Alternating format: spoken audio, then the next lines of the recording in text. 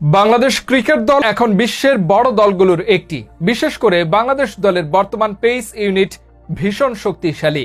আর pace ইউনিটের সবচেয়ে বড় শক্তির জায়গা পেসারদের গতি। একসময় বাংলাদেশ দলের পেসারদের গতি নিয়ে সমালোচনা হতো হরহামেশাই।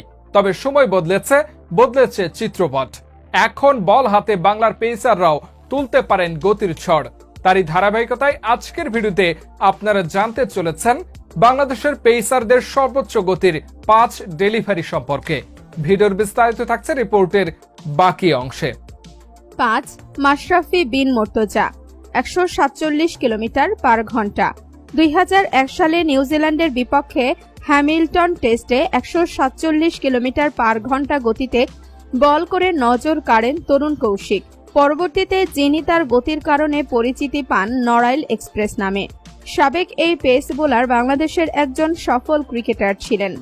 4 তাসকিন আহমেদ 148 কিলোমিটার পার ঘন্টা। 2021 বিশ্বকাপে নিজের আইডল মাশরাফির রেকর্ড ভেঙে দেন শীর্ষ তাসকিন আহমেদ। বাংলাদেশ ক্রিকেটে তাসকিনের আবির্ভাবই ঘটে গতির ঝড় তুলতে। ডানহাতি এই পেসার ক্যারিয়ারের শুরু থেকে পরিচিতি পান তার গতির কারণে। 3 এবাদত হোসেন 149 কিলোমিটার পার ঘন্টা। যখন তাসকিন মোস্তাফিজ ম্যাচরা নিয়মিত 140 এর আশেপাশে বোলিং করতেন, তখন হঠাৎই বাংলার ক্রিকেটে উদয় হয় এবাদত হোসেন নামক আনকোরা এক নামের, যিনি বল হাতে নিয়মিত 145 কিলোমিটার পার ঘন্টা গতিতে বল ছুড়তে পারেন। পরবর্তীতে এবাদত শ্রীলঙ্কার পাল্লাকিল্লেতে 149 কিলোমিটার পার ঘন্টা গতির বলটি করেন। 2 রুবেল হোসেন 149.5 কিলোমিটার পার ঘন্টা।